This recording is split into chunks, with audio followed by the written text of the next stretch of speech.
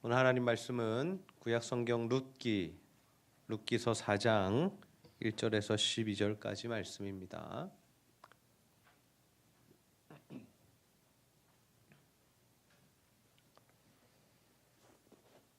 구약 성경 룻기서 4장 1절부터 12절까지 말씀.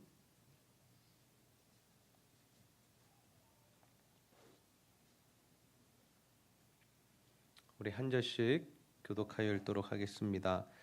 보아스가 정문으로 올라가서 거기 앉아 있더니 마침 보아스가 말하던 기업 물을 자가 지나가는지라. 보아스가 그에게 이르되 아무개여 이리로 와서 앉으라 하니 그가 와서 앉으매 보아스가 그 성읍 장로 10명을 청하여 이르되 당신들은 여기 앉으라 하니 그들이 앉으매 보아스가 그 기업 물을 자에게 이르되 모압 지방에서 돌아온 나오미가 우리 형제 엘리멜렉의 소유지를 팔려 함으로 내가 여기에 앉은 이들과 내 백성의 장로들 앞에서 그것을 사라고 내게 말하여 알게 하려 하였노라.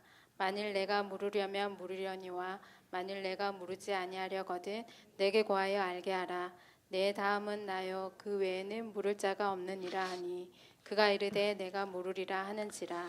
보아스가 이르되 내가 나오미의 손에서 그 밭을 사는 날에 곧 죽은 자의 아내 모압 여인 룻에게서 사서 그 죽은 자의 기업을 그의 이름으로 세워야 할지니라 하니 그 기업 물을 자가 이르되 나는 내가 기업에 손해가 있을까 하여 나를 위하여 물으지 못하노니 내가 물을 것을 내가 물으라 나는 물으지 못하겠노라 하는지라. 옛적 이스라엘 중에는 모든 것을 물으거나 교환하는 일을 확정하기 위하여 사람이 그의 신을 벗어 그의 이웃에게 주더니 이것이 이스라엘 중에 증명하는 전례가 된지라. 그 기업 물을 자가 보아스에게 이르되 내가 너를 위하여 사라 하고 그의 신을 벗는지라. 보아스가 장로들과 모든 백성에게 이르되 내가 엘리멜렉과 기륜과 말론에게 있던 모든 것을 나오미의 손에서 산 일에 너희가 오늘 증인이 되었고 또 말론의 아내 모압 여인 룻을 사서 나의 아내로 맞이하고 그 죽은 자의 기업을 그의 이름으로 세워 그의 이름이 그의 형제 중과 그곳 성문에서 끊어지지 아니하게 하매 너희가 오늘 증인이 되었느니라 하니 성문에 있는 모든 백성과 장로들이 이르되 우리가 증인이 되나니 여호와께서 내 집에 들어가는 여인으로 이스라엘의 집을 세운 라헬과 레아 두 사람과 같게 하시고 내가 에브랏에서 유력하고 베들레헴에서 유명하게 하시기를 원하며 여호와께서 이 젊은 여자로 말미암아 내게 상속자를 주사 내 집이 다말이 유다에게 낳아준 베레스의 집과 같게 하시기를 원하노라 하니라. 아멘. 오늘은 순종이 능력입니다. 순종이 능력입니다라는 제목으로 하나님의 말씀을 전하도록 하겠습니다. 오늘도 하나님의 은혜를 사모하여 이 자리에 모이신 여러분 환영하고 축복합니다. 우리 옆 사람과 한번 인사하겠습니다. 잘 오셨습니다. 네, 은혜 많이 받읍시다. 우리는 3일 동안 이 룻기 말씀을 통하여서 하나님께서 주시는 회복에 대한 말씀 우리가 함께 묵상하고 나누었습니다. 여러분, 우리가 이 룻기 말씀을 함께 읽고 묵상하고 설교 말씀으로 나누면서 발견할 수 있었던 이 내용이 무엇입니까? 하나님께서는 자신의 백성들에게 회복을 주시기 원하신다라는 내용이었죠. 그렇다면 여러분, 하나님의 회복은 어떤 자에게 임하게 됩니까? 하나님의 말씀대로 다른 이들을 불쌍히 여기며 그들에게 이 하나님의 사랑을 실천하는 자들에게 임하게 된다라는 것이죠. 즉 하나님의 말씀을 순종하는 자들에게는 하나님께서 능력을 나타내 주신다라는 거죠. 지금 시대의 교회와 그리스도인들은 힘을 많이 잃은 것 같아 보입니다. 세상 사람들이 이 하나님을 믿지 않을 뿐만 아니라 하나님을 믿는 우리들을 참 조롱하고 또 무시하죠. 하나님이 어디 계시냐며 또 교회의 모습을 바라보면서 어떻게 그것이 교회냐고 정말 예수님 믿는 사람이면 그렇게 할 수 있느냐고 우리에게 반문합니다. 그렇다면 여러분, 이렇게 어두운 시대에도 정말 사람들이 하나님을 인정하지 않는 이 시대에도 정말 하나님의 능력이 나타나는 것일까요? 오늘 우리는 어떻게 하면 우리의 삶에 살아계신 하나님의 능력이 나타나는가에 대한 말씀 함께 나누고자 합니다. 바라기는 여러분 모두가 정말 하나님 말씀에 전적으로 순종하는 삶을 사셔서 여러분의 삶 가운데 정말 하나님의 능력과 하나님의 회복을 경험하게 되시기를 주님의 이름으로 축복합니다. 우리가 잘 알다시피 이 룻과 나오미가 살았던 시대는 사사 시대입니다. 여러분이 사사 시대의 특징이 무엇이라고 했습니까? 바로 모든 백성들이 각기 소견에 오른 대로 살아갔다라는 것이죠. 각기 소견에 오른 대로 살아갔다라는 말씀은 하나님의 말씀을 기준으로 삼지 않고 자기들이 원하는 대로 죄인된 본성에 이끌려서 자신들의 이 이익과 또 자신들의 이 소욕과 정욕을 채우는 삶을 살아갔다라는 겁니다. 그러다 보니 하나님께서 그들에게 때로는 사람을 통해서 또 때로는 나라를 통해서 그들을 채찍질하시고 그들이 하나님께 회개하고 돌이킬 기회를 주시죠. 그 하나님의 채찍질 중에 한 가지 방편이 무엇이었는가 하면 바로 흉년이었습니다. 하나님께서는 흉년을 주시고 그들에게 배고픔을 주시면서 자신들의 잘못과 죄를 돌아보게 하시고 다시금 하나님께로 돌아오게 만드셨다라는 거죠. 그런데 이 이스라엘 땅에 흉년이 임했는데 이 나오미의 가족들 엘리멜렉과 나오미 이 가족들이 어떻게 합니까? 모압으로 도망을 갔다라고 합니다.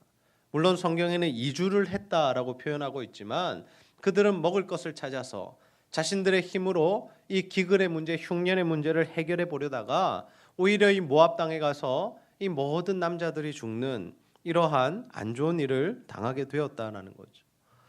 여러분 혹시 우리도 이러한 모습으로 살아가고 있지는 않습니까?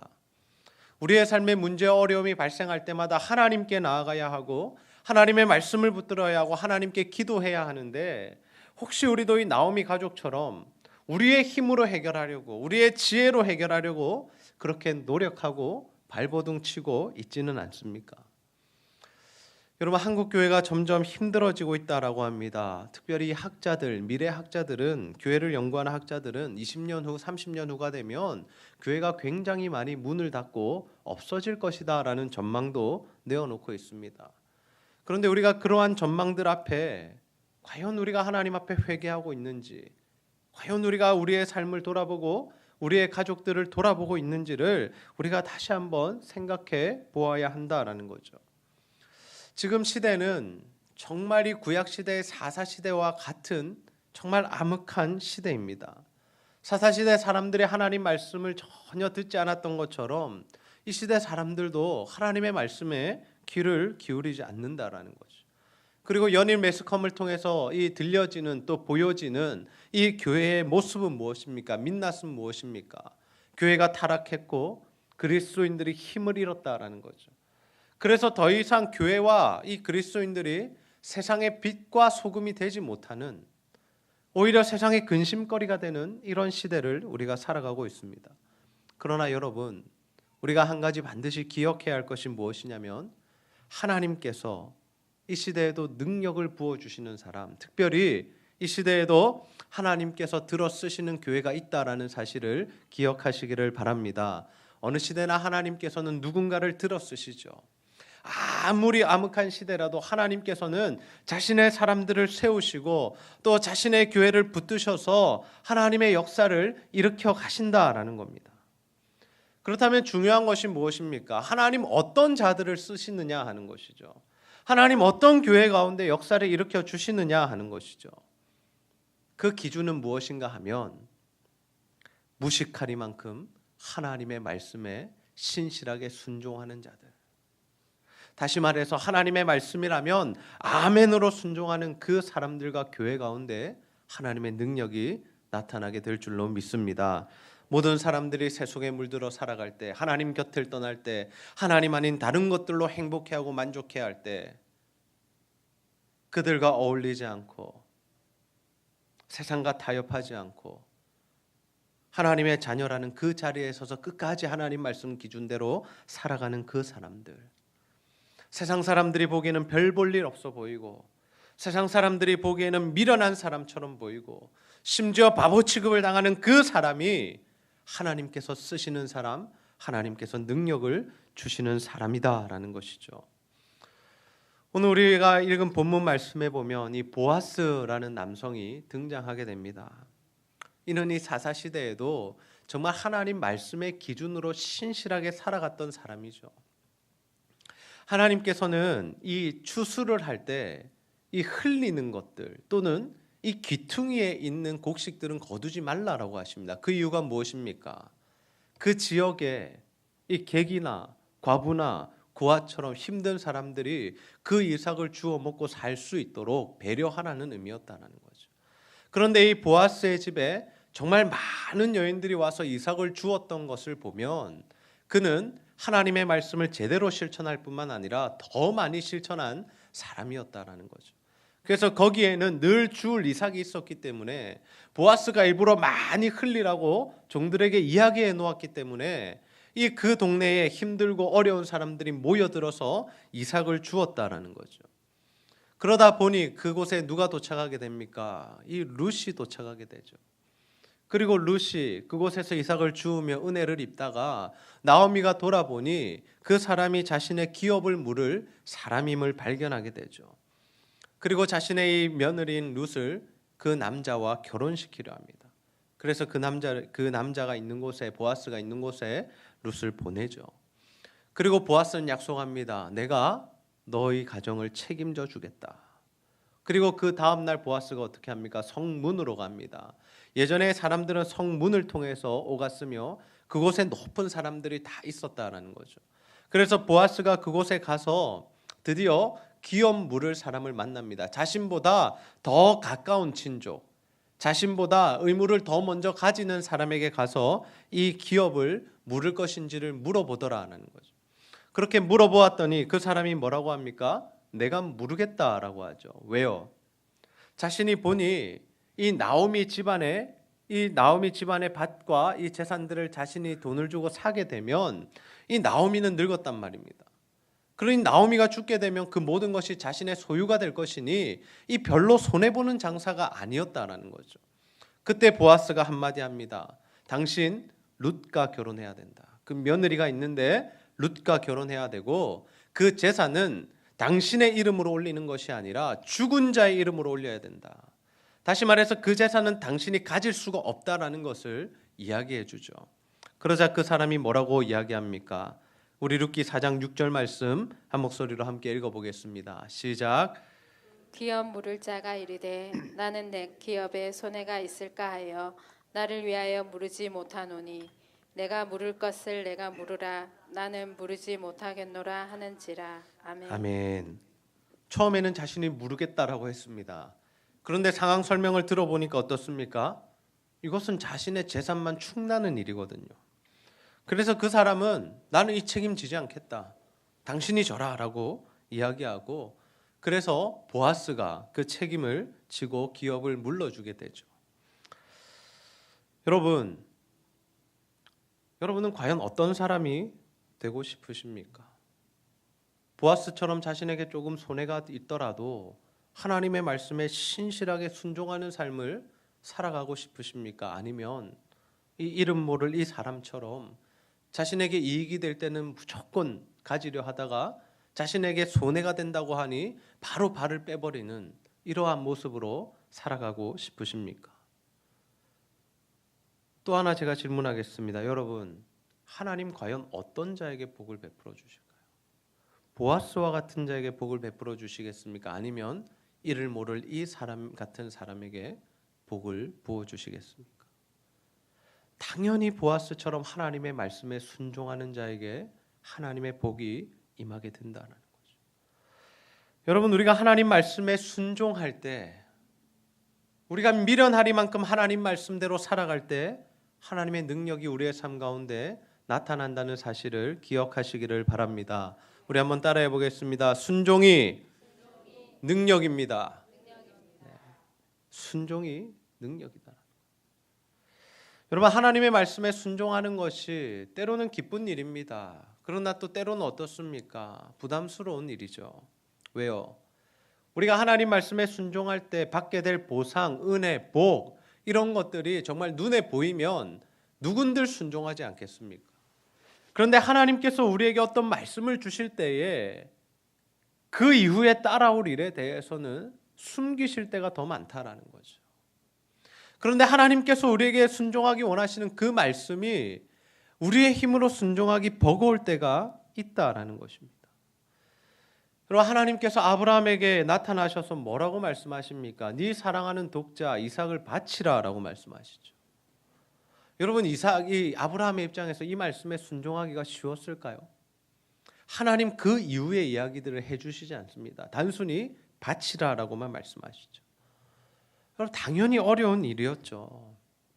하나님의 약속으로 낳은 아들 아닙니까? 그리고 25년을 기다려온 아들 아닙니까? 죽은 몸에서 태어난 아들 아닙니까?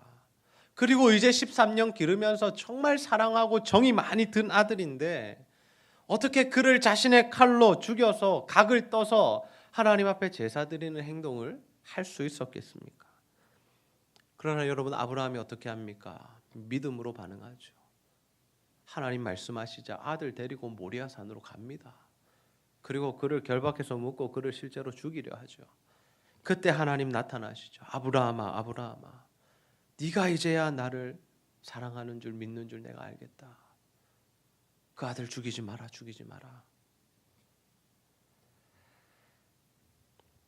여러분, 엘리사 시대에 이 아람의 장군 나하만이 이 피부병에 걸려서 엘리사에게 찾아옵니다. 그때 엘리사가 그에게 어떻게 반응합니까? 이 나하만은 어떻게 생각했냐면 적어도 자신 정도의 거물급 인사가 오면 엘리사가 나와서 손을 들어서 그를 얹고 기도해 주고 흔들어 주어서 자신의 병을 낫게 할 것이다라는 이런 기대를 했다라는 거죠. 실제로 여러분, 이 나아만이라는 장군이 이 땅에 왔을 때 이스라엘 왕이 벌벌 떨었다라고 합니다. 왜요? 이 나아만의 병을 고치지 못하면 아람 왕이 이것을 구실로 삼아서 자신들을 죽일까 봐.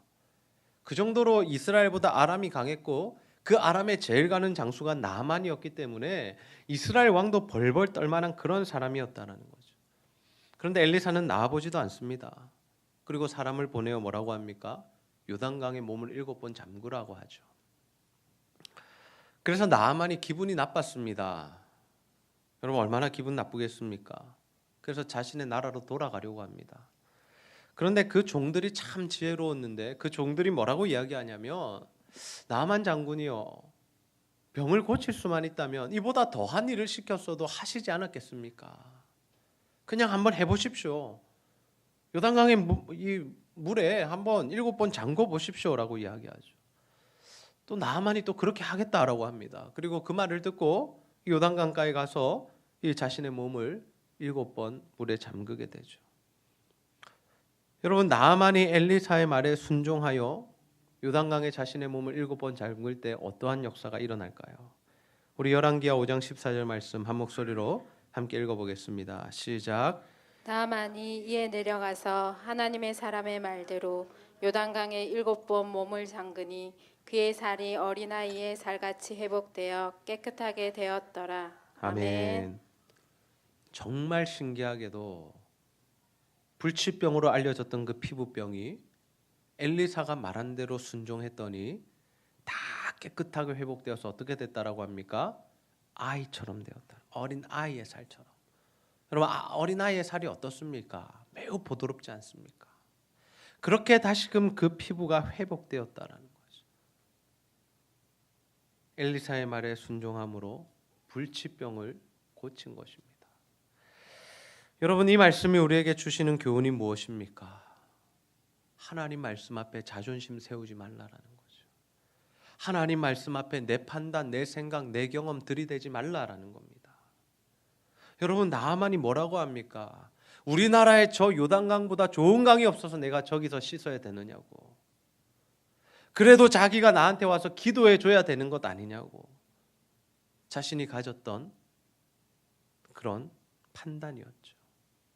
그런데 그것을 버리고 하나님 말씀대로 따랐더니 진짜 기적의 역사가 일어나더라라는 거죠. 여러분, 하나님께서 이번 특세를 통하여 우리에게 어떤 말씀 주셨습니까? 첫째 날은 하나님과 승부하라는 말씀을 들었습니다.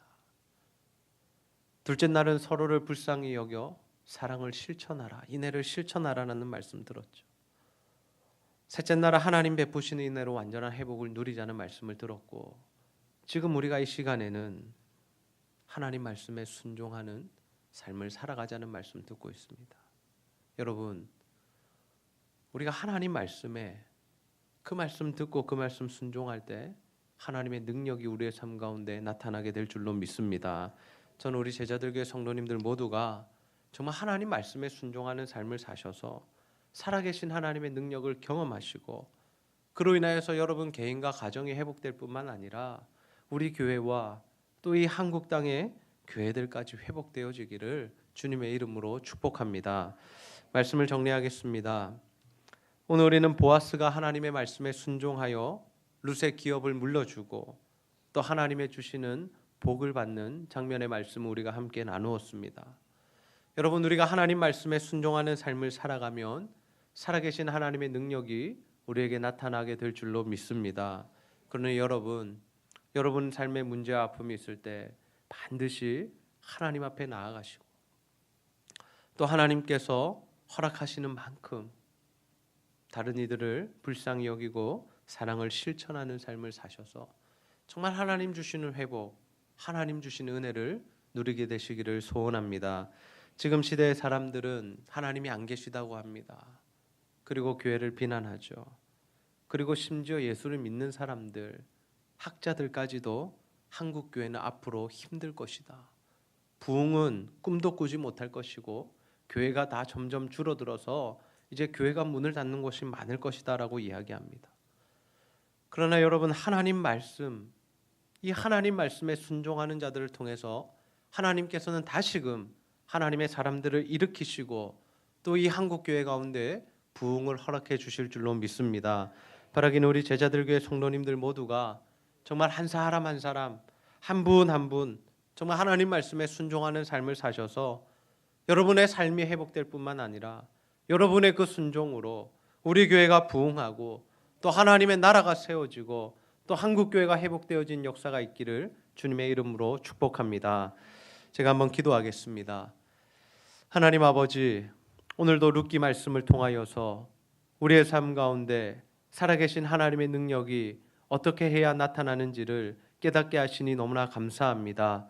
아버지 하나님, 우리가 하나님의 말씀에 철저히 순종하며 미련하리만치 순종하게 하여 주셔서 살아계신 하나님의 능력이 우리의 삶을 통하여 나타날 수 있도록 인도하여 주시옵소서. 그래서 하나님, 우리 개인과 가정의 모든 문제와 아픔들이 해결되고 회복되어지며 특별히 하나님, 우리 제자들 교회가 하나님의 은혜로 부흥하고 또 이 한국 교회가 다시 한번 회복되어 하나님 나라를 확장하는 우리 모두가 될 수 있도록 주여 인도하여 주시옵소서. 감사드리며 예수님의 이름으로 기도하옵나이다. 아멘.